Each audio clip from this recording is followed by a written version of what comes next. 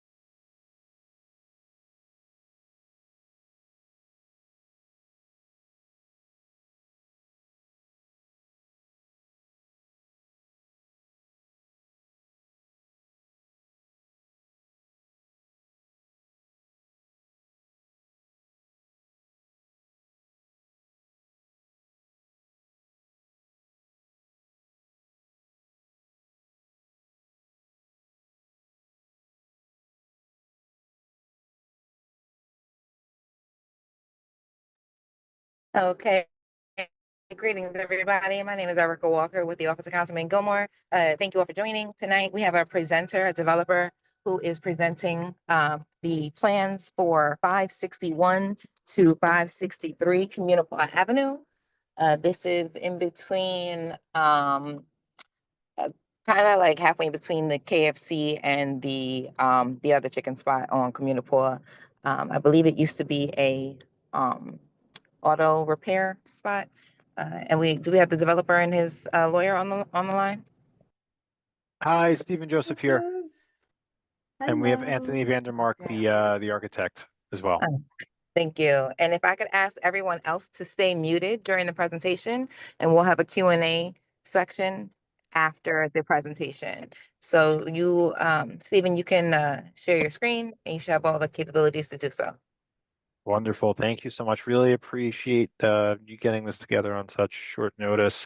I know that my client may have spoken to some of you already, and I think I may have spoken to some of you as well, but we're gonna take it from the top for the benefit of everybody else. What we're proposing here is a new 5-story building. This is in the neighborhood commercial zone, so that's permitted. There are 19 dwelling units in this building. That is also permitted. 5 parking spaces. There's no affordable housing as part of this project. We do have some variances, mostly associated with providing the parking on site. So there's a roof bulkhead coverage variance, there's a drive aisle width variance, and there's a rear yard setback variance for the first floor only. Everything above the first floor is completely compliant. The other thing that I think everyone should know about this site is it has been the subject of significant contamination from the auto shop use. My client has been working with environmental consultants for 5-6 years at this point, has spent tremendous amount of time, energy, and money monitoring and working on a cleanup plan for the property. The state and the environmental consultant installed monitoring wells at various points on the property and off the property, including across the street, to make sure the groundwater contamination did not spread beyond this property. So that's something that my client's been dealing with for a long time, and it's finally at the point where he is able to develop it. we do have Anthony on the line tonight. He's going to share his screen. He's going to walk us through the plans, and then we'll take some questions. So, Anthony, why don't you go ahead and introduce yourself and share your screen? Yeah, thank you, Stephen. Good evening, everyone. My name is Anthony Vandermark, and I am a principal in MVMK Architecture. Just to familiarize everyone with my company, we just finished the 500 Communipaw project, which is right down the block to the east. We also are about ready to break ground at 604 Communipaw, which is just rightly to the west of this property. So this will be our third project right here in the immediate neighborhood. MVMK Architecture has been working in Jersey City for almost 25 years here. So we do know, pretty much all the local laws, as well as the international building code and everything else. We're very familiar with, Jersey City and in particular this neighborhood you have before you.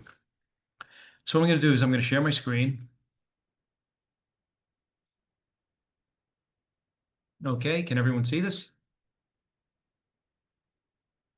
Great. Yeah. So the subject property happens to be at the southwest corner of the intersection of Communipaw Avenue and Madison Avenue.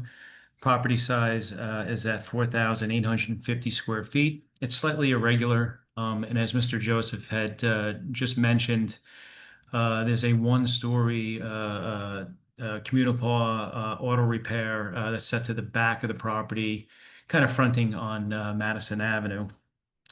Project before you, as previously mentioned, we're proposing 5 stories at 52 feet in total height and 19 units.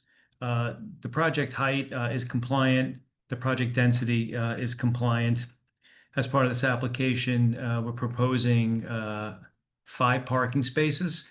This project is not required to have parking. However, ownership did want some type of parking provision as part of this project scope. We have one corner retail space at 768 square feet, and I'll show you that when I walk you through the plans. Also, as part of this application, we have 16 interior bicycle parking spaces with 2 outside.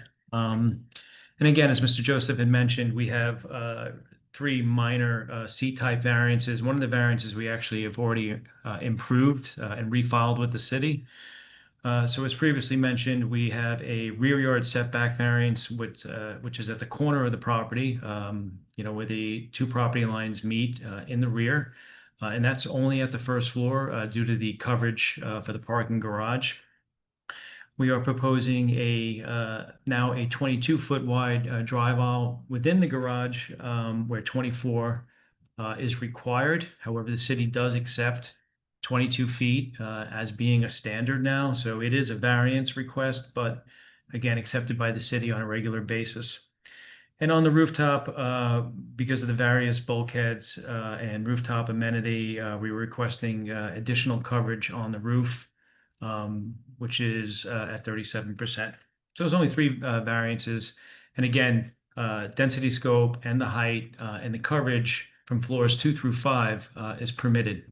And Anthony, sorry to interrupt, but the drive aisle width, because this is a question that I received when speaking with someone else in the area, the drive aisle width is not the same as the curb cut width. No, it's not. And I'll walk everyone through the curb cut width. We have a compliant 10-foot wide curb cut width. And that's coming in off of Madison Avenue. So again, the drive aisle is within the building volume itself. And it really, it's in relation to, turning radius of a car within the garage itself. And again, at 5 cars, whoever happens to be parking in that garage, we feel is going to be able to manipulate, that garage at 22 feet in the drive aisle. And it's also an acceptable standard that the city, accepts at every planning board meeting. So we increased from 20 feet to 22 feet by, moving some stairs around internally. And that's since been refiled with the city.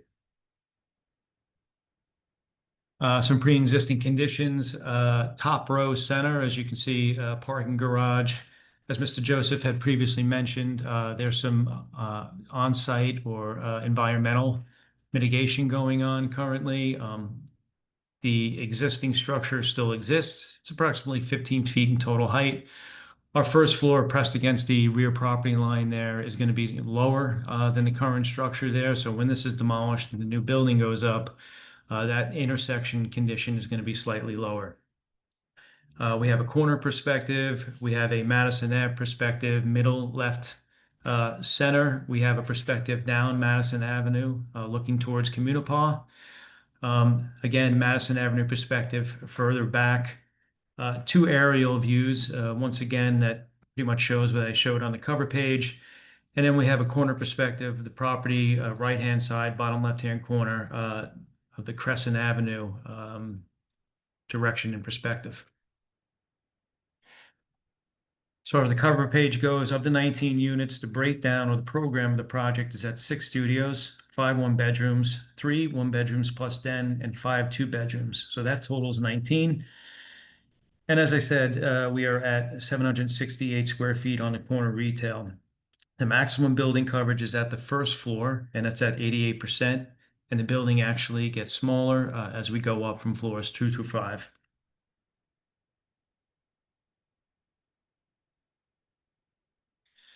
From a site plan perspective, the vehicular driveway is coming in off of Madison Avenue. We're proposing all new sidewalks and curbing. We're proposing 2 new street trees on Madison Avenue. And we're proposing a recessed entry point on Communipaw Avenue to align with the adjacent property to the east of us. Property to the west, again, the building is set back in off of the property line. So as you can see, the facade of the 4-story masonry building on Madison Avenue aligns with our building line, and then the facade of the 4-story masonry building on Communipaw aligns with the inset of our building line. The corner projects out, but never does our building project over the property line. The whole building footprint and all the cantilevers that you see before you this evening, all is within the property boundary and compliant with the current zoning standards.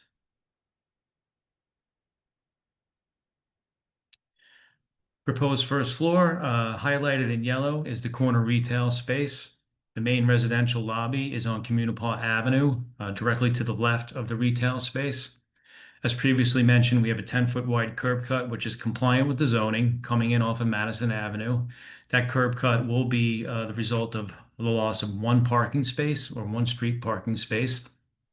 And then we have an internal garage, as you can see here, 5 spaces. One of them is ADA van compliant. And we also have 1 electric vehicle station within the 5 parking spaces. Parking is not required as part of this project. This owner could have actually technically put more density on the first floor. But again, he wanted a parking component as part of this application, as opposed to piling in more residential units at the street level or at the sidewalk line. Again, we widened the backup aisle right here at 22 feet.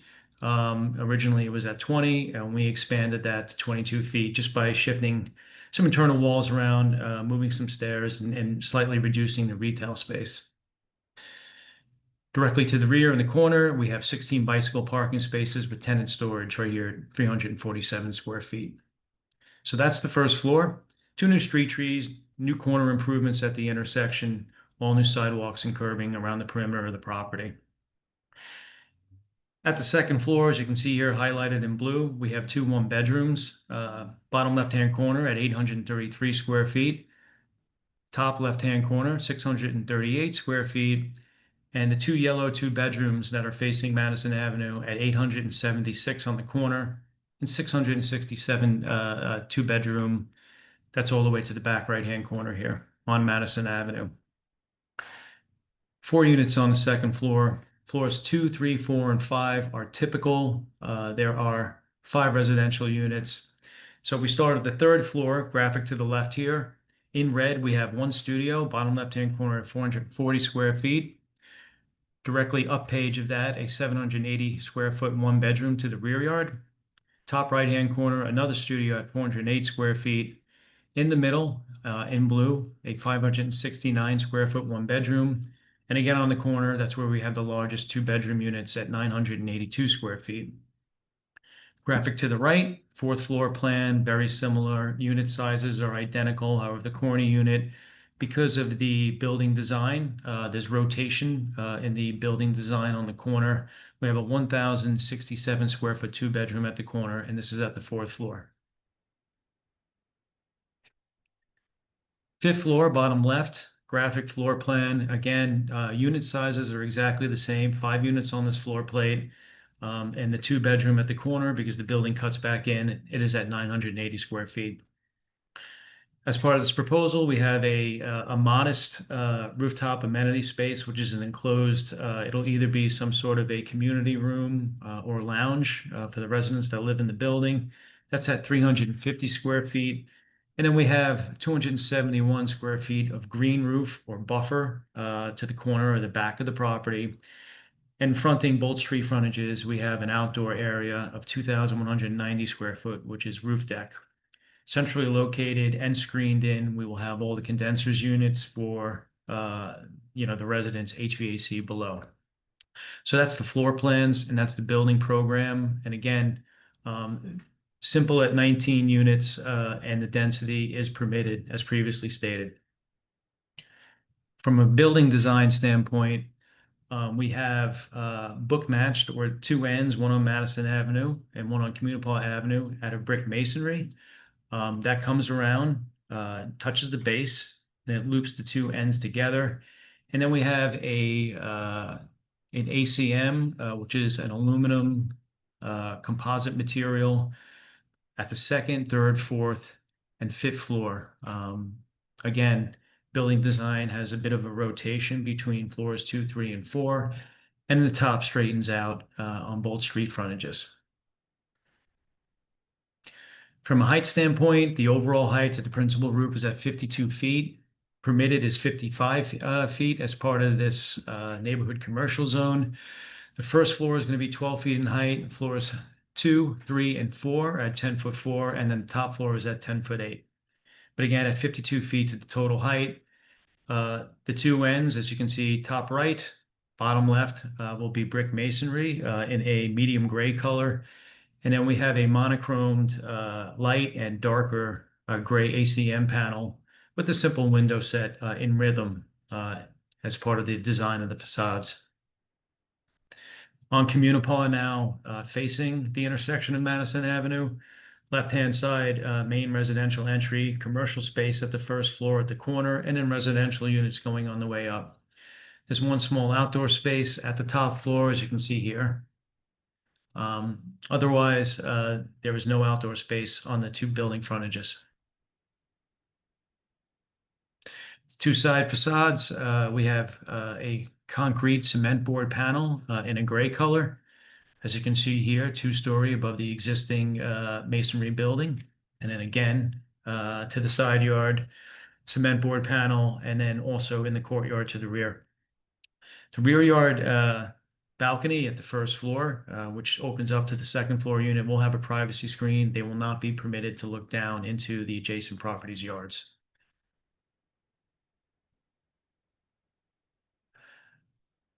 In color, brick in a medium to darker gray, and then gray color cement board up on the roof. Building rendering of Madison Avenue, looking towards the intersection of Communipaw. Same materials as previously described, with a simple vertical window rhythm weaving in and out. Properties in perspective and existing context. As you can see here from Crescent looking down Communipaw, the context in which the building will fit on the corner, and then also looking down Communipaw towards Madison Avenue. You can see it in the distance here. Last slide from we're looking at from a sun angle perspective and a shadow perspective. Property, sits on the southeastern corner of the intersection. So the sun angle will swing from east to south to west. All the shadows are going to be pulled off the building pretty much into the right of way, into both the street of Communipaw, into the intersection, and then also on Madison Avenue. So depending on the time of year, shadows will be either minimal directly ahead at the summertime, which is this row. The spring and the fall will have slightly longer shadows. And then, of course, in the winter, when the sun angle is lower, you can see there'll be dramatic shadows that'll cast way across the intersection. But again, I think on the adjacent neighbors, because of where the property is positioned and the way the sun angle, rotates here in North America, we think it should have minimal impact, other than it being building mass adjacent to the two existing properties. So that concludes my presentation for this evening, and I will be here for questions should anyone have any. Thank you, Anthony. Sure. That was a very thorough overview. Anybody has any questions? Yeah, I have a question. Hi. Hi, my name is Carol McNichol. I live up on Crescent in Harmon. So can you explain to me again the property line? Because it looks like your building is jutting out into the sidewalk and can Yep. be, and it doesn't line up well with the properties that exist there already. What's going on with that? Okay. So again, the property line here in blue, this is the existing survey of the property. Right now, that one-story masonry auto repair garage is actually projecting over the property line. As you can see here, it is a 5.4 feet encroachment into the sidewalk. But that's Madison Avenue. Yes, on Madison. I'm talking about Communipaw. Yeah, on Communipaw right now, I'm just saying, I'm just giving you the property boundary until I get back into the building, okay? So now, what's gonna wind up happening is that here's the property line now. Our building line is all within property boundary. We have a setback here in Madison, creating a very wide sidewalk now of approximately 21 feet, excuse me. And then on Communipaw, we are right at the property boundary at the corner of the structure, okay? And then the building recesses itself in at an approximately 20-foot setback off of the curb line to align itself with the adjacent property, 4-story townhome, as you would say. So again, the building itself, the building footprint, and even including the rotation of the cantilevers, everything is within our property boundary, therefore is permitted. So that's what the proposal is. All right, so the buildings, those two brownstones, their property line begins where their building is built, right? Correct. Or do Yes. they have a front stoop in front of them? That's correct. So does that front stoop go to the same line where your property line is going? That front stoop, as you can see here where the adjacent building is in the existing survey, yeah, that building is set back off of the property line, and that stoop then falls within property boundary of that property. And as does that building on the corner. The building on the corner is a little bit different. I mean, on Madison Avenue, as you can see here, the adjacent building is slightly offset of the property line, and then the stairs project into the public right-of-way, so that the stairs are over the property line on No, I'm Madison talking Avenue. about Communipaw. The building on the corner of Crescent and Communipaw. That building is set back from the property line, am I right? Or is it aligned with the Are we talking about Madison or Crescent? I'm sorry. Crescent Avenue and Communipaw? Crescent Avenue and Communipaw is not even, within the realm of the project, but I'm just, thinking the lineage of how things look when you look up from Communipaw yeah, as you're traveling up. Right Yep. now, I think your building is a distraction and is just impeding into the height and the space of that area. It doesn't work well. And I don't know why. Maybe you can tell me why you constructed a plan to have these inserted, extended levels on certain floors that come out at angles. It doesn't look well. It doesn't blend well with the history of this neighborhood. It's maybe something belongs down in Miami. You're not even taking into account what we're used to here with the red brick and the open space, because that garage was not taking up much airspace. And now you're going to build something that's going to really be like the Titanic. I mean, it looks like in your pictures, in your drawings. And I don't know what it'll be like in real life. It's making me very concerned. Thank you, Carol. We appreciate Yeah. we appreciate your comments. Hello, hi. I have a question. I actually have a couple of questions. Um, Hello, my name is Hi, Michelle. Hi.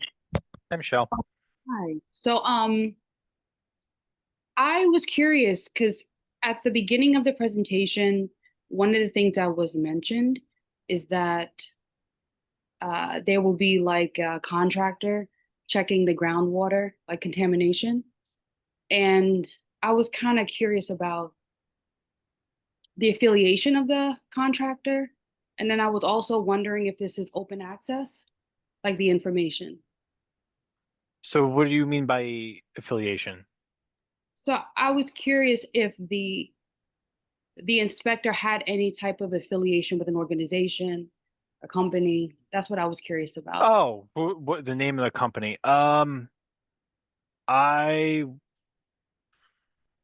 I could find the name of the company. I don't remember it off the top of my head, but my client retained an environmental consultant, a licensed site uh, remediation professional.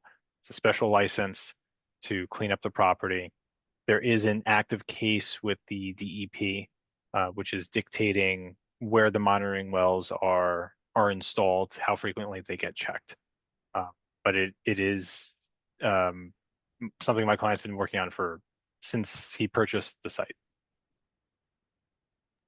My other But part, oh, I'm sorry. Go ahead. no, I'm sorry. Go ahead. So I have to mute myself every now and then because my dog is like barking. I'm sorry. I'm No sorry. worries. But my other part was about the access to those records. Like, is it open access to know about the findings? There's I believe there's some documents that are filed with the state.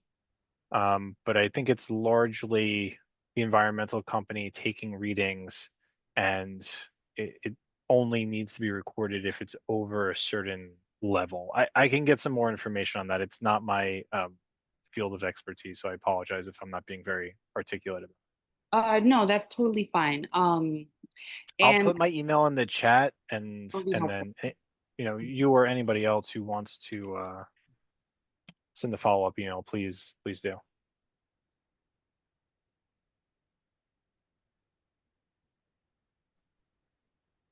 I have a I have, question.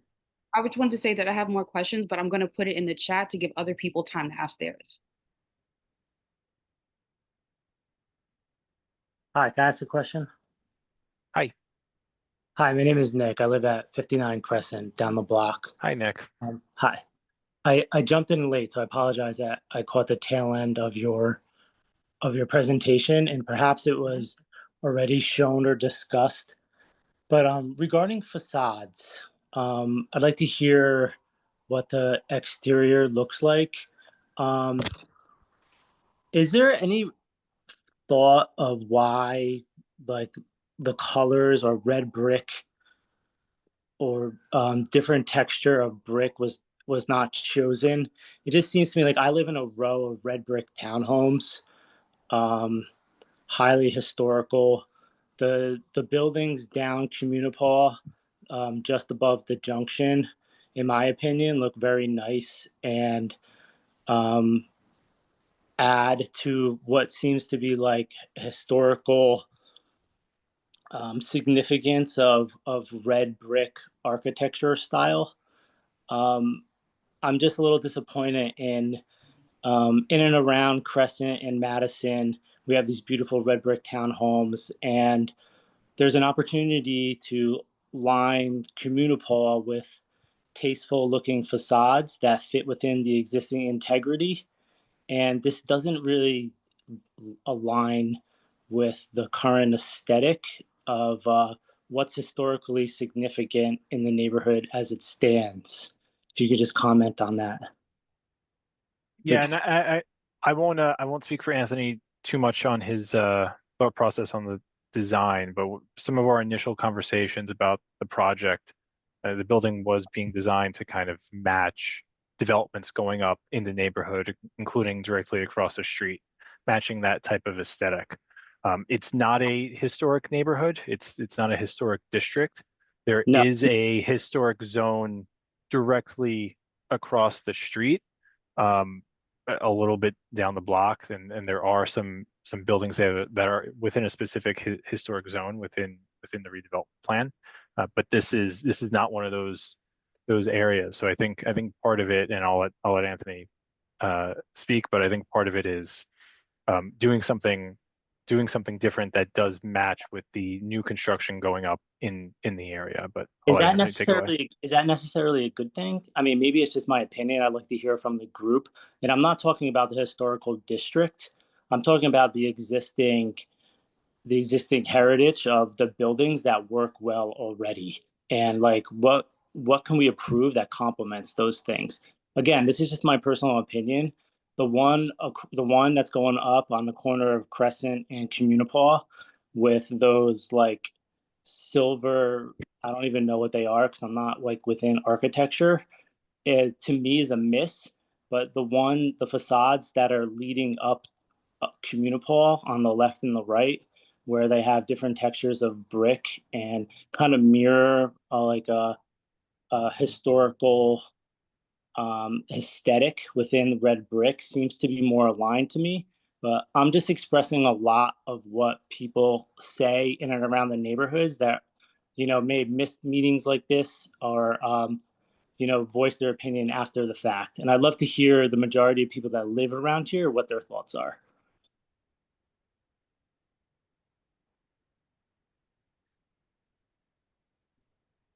So Stephen, you want me to maybe Yeah, talk about the I mean, design direction? it sounds like Nick doesn't like the design of the building, which is, I mean, it's permitted. It is very No, different and that's not necessarily very the different design of the zoning building, from. but the facade choices of in and around the neighborhood, how we have like very nice looking red brick townhomes or other buildings that are going up that complement those. And like something different is not necessarily what I consider something good, perhaps. But this is just my opinion.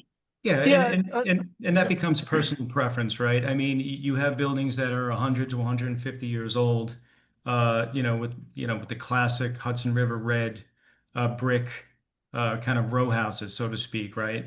Yeah. And a lot of the new architecture, now is it's more modern and aesthetic, and it kind of reflects a building that's created of this time as opposed to something that was 100 to 150 years ago.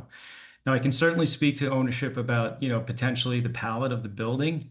But again, owner wanted something contemporary, and certainly it, whether, you feel that it blends or it does not blend, this is something that, kind of reflects modern day architecture, right? As opposed to something that was constructed. And I believe you will appreciate the townhomes and everything further, if you have something that's a little bit more realistic to today's time, as opposed to something that tries to reflect or mimic something that's 100 to 150 years old. Well, That's what my thinking was. Seen renditions of something that is historical in a modern way, and I think that that's what more of what my point being, rather than diverging from like what's classical and what people like. But if you can do that and give that feedback to the owner, and again, I would love to hear everyone's thoughts about things like this and have like aesthetic alignment, because this is a neighborhood, and I think continuity within the neighborhood and what type of vibe and sort of buildings bring a lot to meeting and conversation. And we just want to make sure that there's harmony within what the new builds are. Can I make another comment? I'm not pleased with the frontage of the building. There's other things that of this building that we should discuss as well, but the frontage is important. It introduces, a consistency, a nuance to our neighborhood, okay? And the frontage does not even, work with our neighborhood. I don't know why, you want to build out, like on the top, and then second from the top, you're building out and angled. It just takes up more, you know, it just is not that appealing for our neighborhood, I think. And then, you know, you have a beautiful red brick building that the Verizon people own, that they're redoing in some way. It just doesn't seem to fit in with our neighborhood. I'm sorry. Not the frontage. I'm not against the type of color or the windows or anything like that. I just don't appeal, that it doesn't appeal to me, the frontage at all. Yeah, so, okay, thanks. Thank you. There are some people with their hands up. I just want to make sure that they're being acknowledged. Melanie Gassior has had her hand up for a while. Hi, yes, I live at 84 Madison Avenue, so I'm literally your neighboring property on Madison Avenue. And I do have a few questions about the project. So first of all, I would definitely align with Nick on the facade. I do believe we should continue the beautiful red brick look and feel from the neighborhood rather than going too modern. And you know, sticking with the design that you did at 500 Communipaw Avenue, that feels more in line with the feel of the neighborhoods.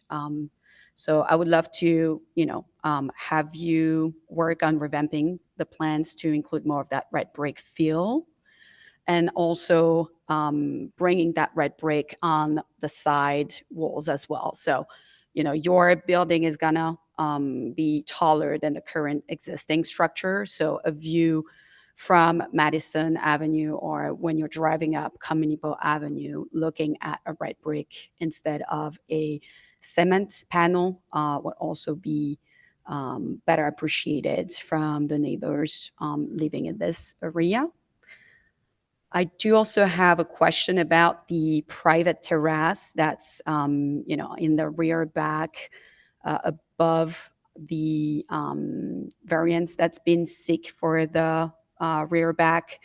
So I do see the fencing includes some slats. Is there a way that you could consider doing more of a opaque screening or full screening to avoid having that you know, overview into our property that looks right straight at our garden, but also master bedroom?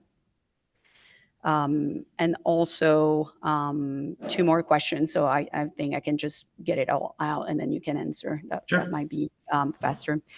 Would you consider reducing the tenant garage on the first floor or tenant storage to add on more parking space? I know the back storage is mandatory as per the zoning regulation, but I think that the tenant storage could be improved into a parking space just to alleviate a little bit of the parking situation on the street. And also, would you be open to adding more vertical green walls to the facade? I know it is a little difficult with going as close as you can from both Communipaw Avenue and Madison Avenue. And you do have those street trees, but again, you know, adding some maybe vertical green space on there will look a little bit better for that corner lot that you can see up and down Communipaw Avenue.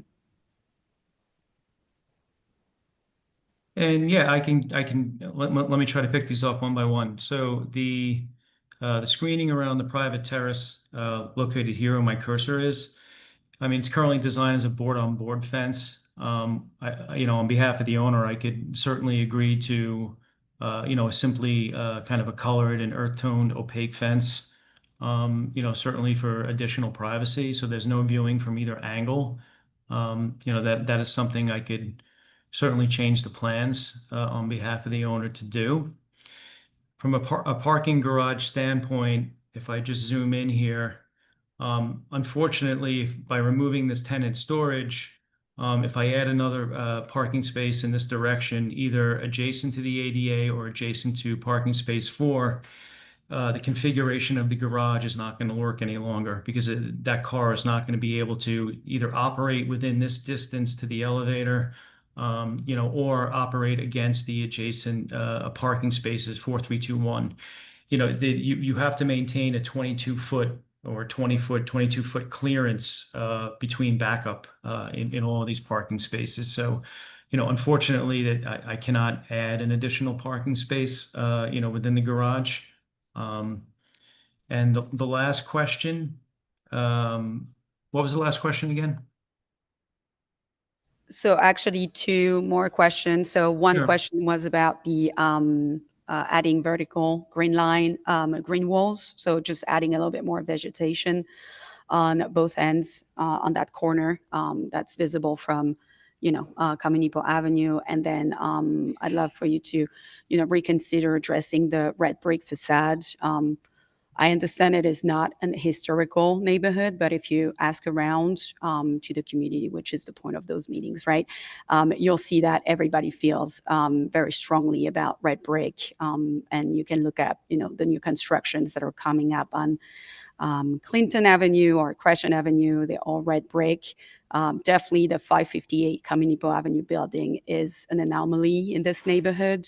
And, I can not speak for the other neighbors, but I was not living in this area when that particular building got approved. And I think they got approved because of some sustainable facade improvements primarily, and not being discussed on the red brick. So definitely have a strong feel about the red brick facade to be adjusted here. Okay, and I can certainly discuss with ownership the potential of maybe adding some green screen. And again, as far as the color palette, we can go back and revisit that with ownership, and take another look at it.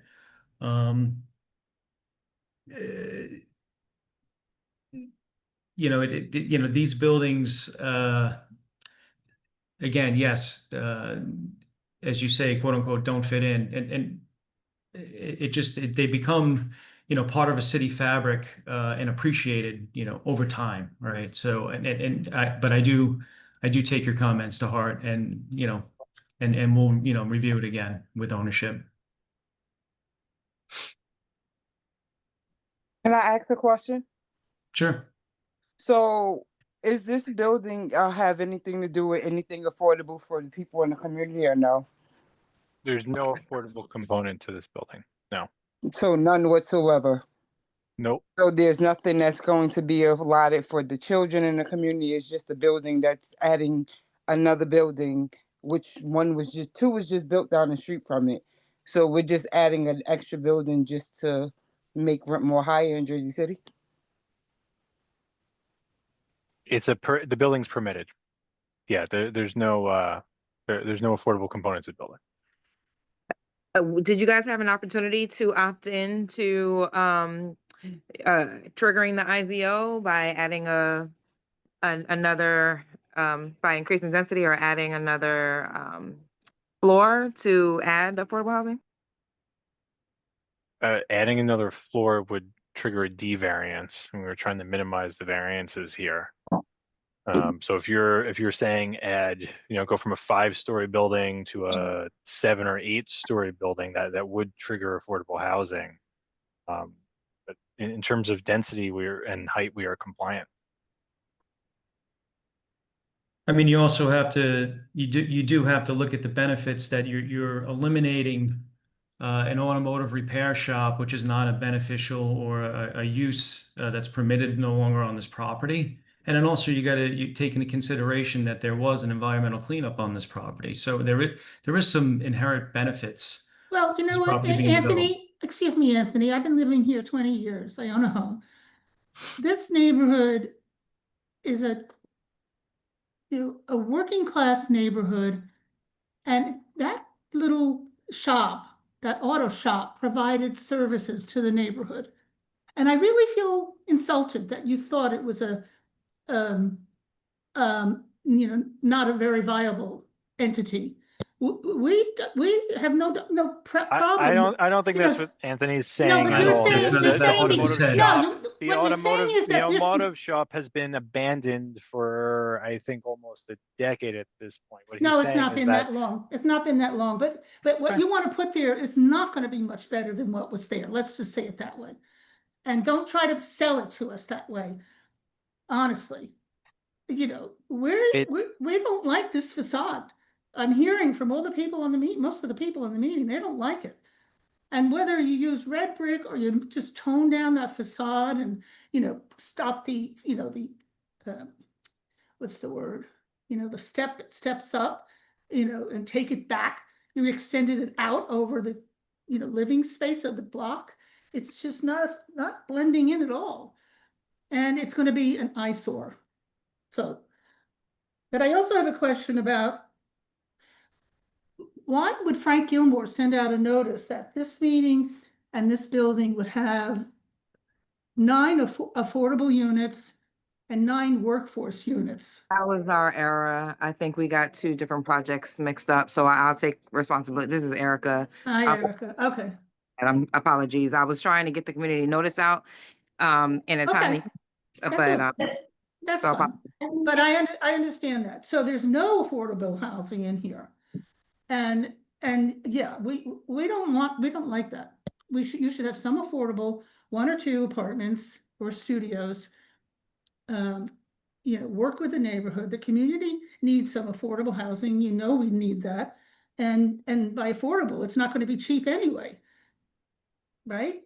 Even affordable apartments. The They're not density and the cheap. height are permitted. Sorry? The What? density and the height of the building are permitted. My client tried very hard to stay within the parameters So of did the they zoning. stay within the parameters of the building just so that they didn't have to give us a little bit extra? Because it just seems like, what is the point of putting another building when 2 were just put up that are not filled, and there's nothing that we're getting for the youth in the community or anybody that's going to benefit from it besides people that don't look like me who live here? I'm confused. Like, what's the point? It's like, oh yeah, well, he stayed in within the ramifications. I bet he did so that he didn't have to give anything to anybody else, to the people that he's trying to sell this to. Make it make sense to me. So do you mind just repeating the variances that you're asking for? Can he answer my question first? Oh, sure. I'm sorry. Well, the question about why we're building this yeah, I mean, the building complies with the zoning. My client owns the property and he's developing it in accordance with what the rules are, or as So close as he what can I'm get. asking is, did he do that on purpose so that he did not have to do anything for the people in the neighborhood, especially the Did he kids? Did he stay No, within the no. ramifications so that he did not have to do anything extra is what I'm He, asking. if what you're saying is that you would support a larger building here so that there would be affordable housing, that's something I could talk with my client about, right? But he stayed We within want the more than law affordable because it's the housing. law. We're not talking about just we're talking about you're placing another big old building in this area, and there's nothing that's going to benefit this area. So, but raise property taxes and everything else depending on whatever tax breaks he got. So the thing is it why are we allowing another building to come here that is not doing anything for us that are here besides pushing us out? Because nobody's going to be able to afford to live in those buildings. These kids have nowhere to go, but yet y'all keep building on empty land or properties that are vacant instead of saying, okay, we're going to put this building up, but we'll allot this spot for these amount of people because this area needs it. It's a disservice to this area. But instead, it's like, oh no, we stay within ramifications so we don't have to give y'all nothing. So why should we approve and want you to be here? It's not an approval situation. I I understand the concerns that I'm hearing. I'm hearing that some people don't like the way the building looks. I'm hearing that an affordable component of the building is something that's desired. If I may, I have Yes, a please. question. Yeah, I'm agreeing with the earlier comment. Aesthetically, I can't get excited about the plans at all, especially when I know you're within the boundary line. You're protruding past the building next to your left with the staircase blocking that. So aesthetically, it just has this big monster look. It would be nice, and I agree, the setback to match the stairs, and probably go up would make more sense, and it'll satisfy that affordable housing. Just my 2 cents. Yeah, thank you. That was a very thoughtful comment, and I'll speak with my client about that. That's an interesting idea. If I can jump in on that comment just real quick, because Well, I I am think on there's the some other, I do think there's some other people that have had their hands up that haven't had a chance to speak yet. right. It's I'd just like- a quick comment. I'm a surrounding Sure. property, and so adding on the height will add on actual visibility into my property.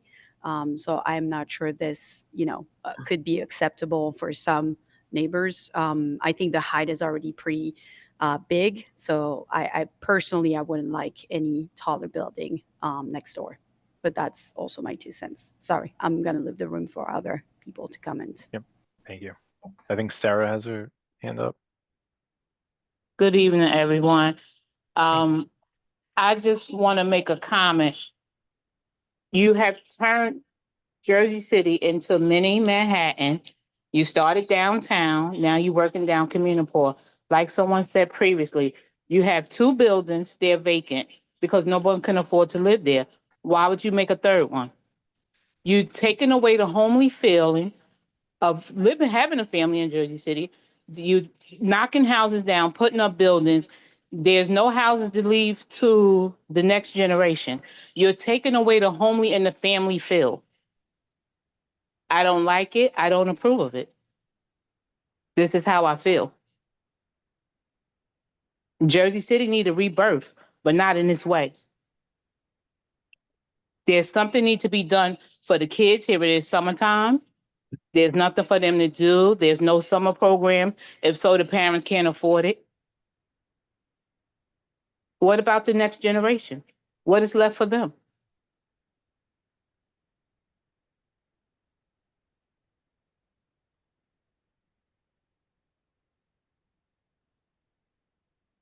Say Thank you, that Sarah, for again, your comment. Sarah.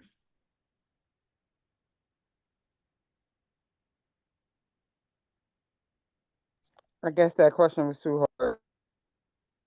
It wasn't a I question, it guess was you're a right. comment. It was a I comment, don't know but why you try to get the red brick and do a setback and be a good neighbor.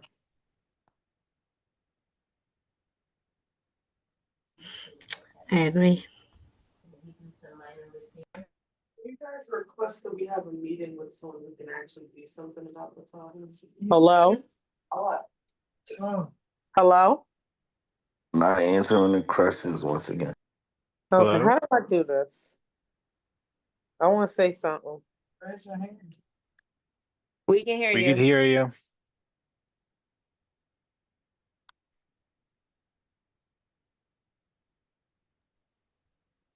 Go ahead, No. Lucille. Oh, okay. Okay. My name is Lucille Leslie. I've been in this neighborhood actually 70 years. And, to me, you need to take back to the owner about the setback and the aesthetics as far as red brick and try to be a good neighbor at least. And I agree with the young lady before, you're not giving anything to the community, but yet you keep saying you have to bring it back to the owner. When can the owner be on the call? So it doesn't have to be this back and forth. Makes sense to me. Yeah, the owner's not on the call this evening. I know he met with some people, some direct neighbors individually, but So who did he meet with? Anybody on this call did he meet with? yeah, I believe he met with He met with the surrounding yeah, property at Melanie. 84 after we received notice for the planning boards that the project was going on less than 10 days within the required notice to the neighbors. So I triggered the meeting with the owner, and I still have yet to hear about the aesthetic change. To be honest, that meeting was Right. over 2 weeks ago. So right now I feel it's just time to get some answers. Are you willing to get rid of that ugly gray and at least make it fit into the community, because the building is super large. It's not going to look right anyway. Yeah, I've heard those comments. Anthony and I are going to speak with our client about that. I think we only have a couple more minutes here. So if there's anything else aside from the aesthetics, we'd love to hear that at this point. Councilman Gilmore, Can you at least get 2 units for affordable housing? Be a good neighbor. We're not proposing any affordable housing as part of this project. Yeah, we don't need the building Then then. we don't need the building. That's We don't simple need as that. I have a quick question. You mentioned on the first floor that there would be businesses on the first floor. Is that right? There's a commercial space on the first floor. That's correct. Is it Have affordable? Yeah. Have you worked with local businesses to see if they, or any small business owners locally to see if they could have the space or use the space? We're not that far in the process yet. We don't even have the planning board approval yet, but I mean, I have experience working with the Jackson Hill Main Street group, and they've always been great working with building owners on commercial spaces. I always recommend my client speak with them. So what day does this meeting go in front of the planning board? July 29th. And what's the location? That's at the City Hall Annex. July 29th, right? At 6:30? At 5:30.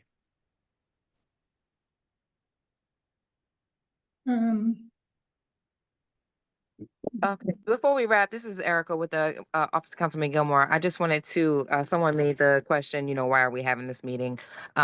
We like to at least let the constituents understand what's coming, what's being proposed, so these buildings aren't going up without your knowledge at all. A lot of the times, no, we can't control what is being built because this is a scenario where it's called as of right. They have a right to build what they want because they're within the realms of the zoning laws. But we want to let the community know, hey, this building is being proposed, it's on its way of being approved.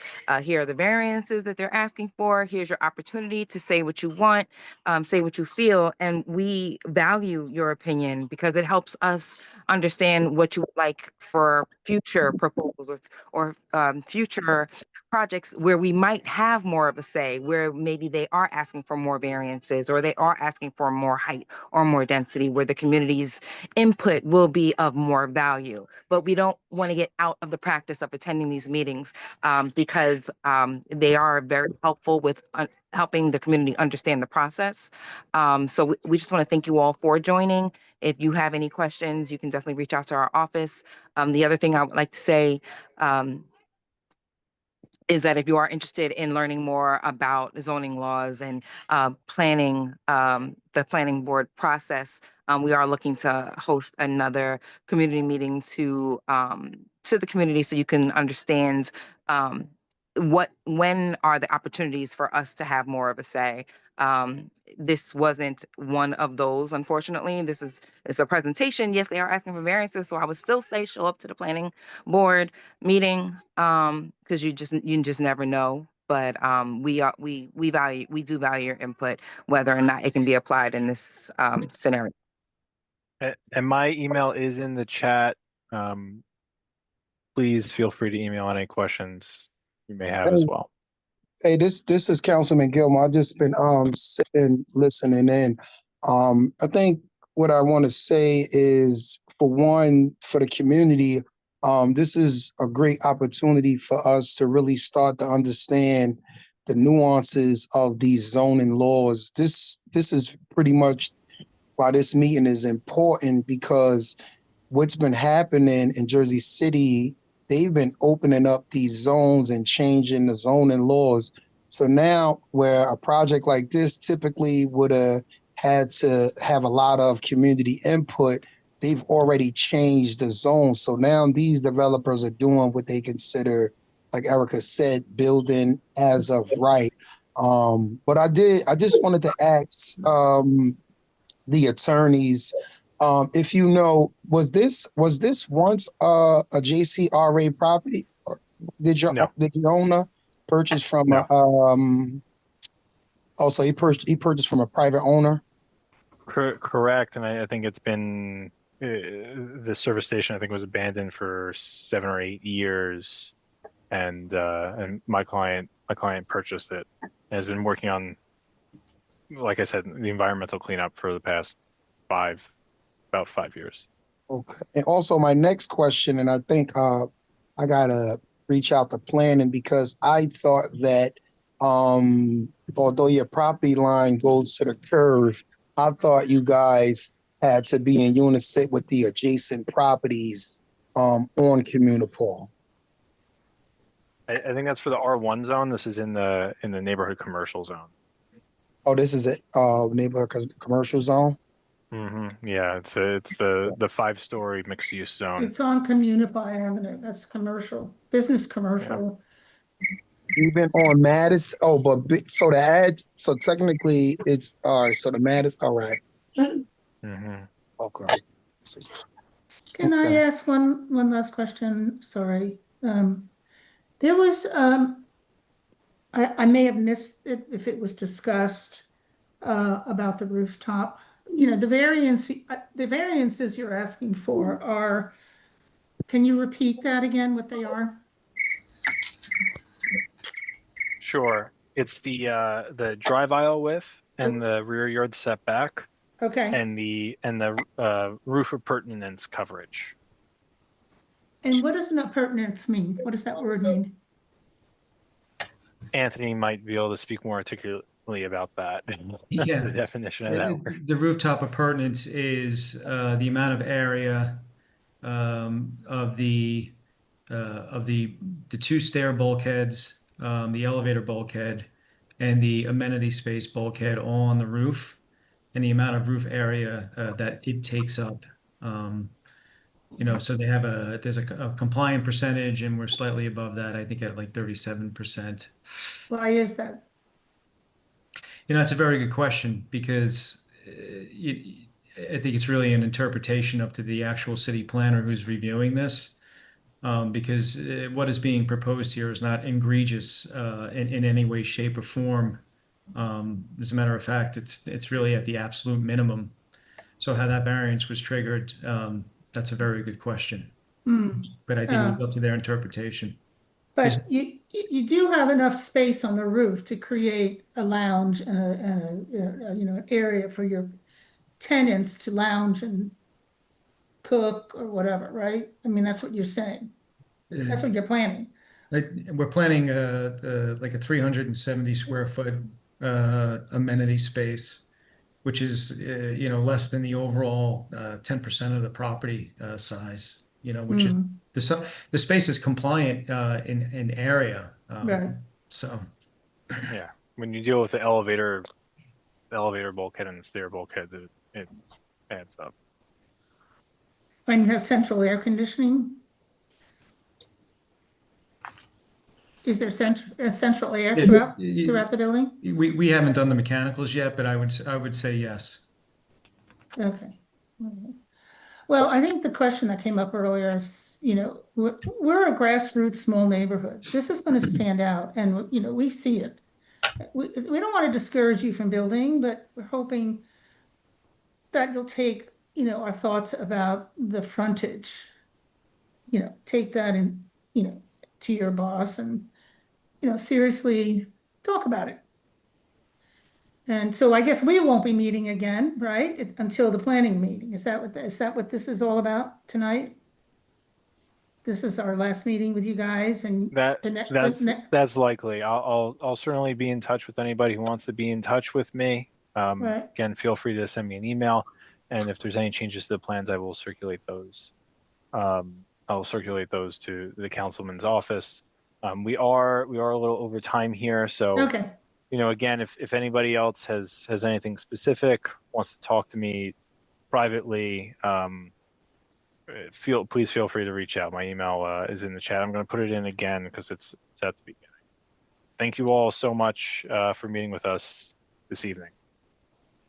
Thank you, everyone. Okay. Thank you. Thank Take you. care. Good night. Good night. Good night, everyone. Thank you.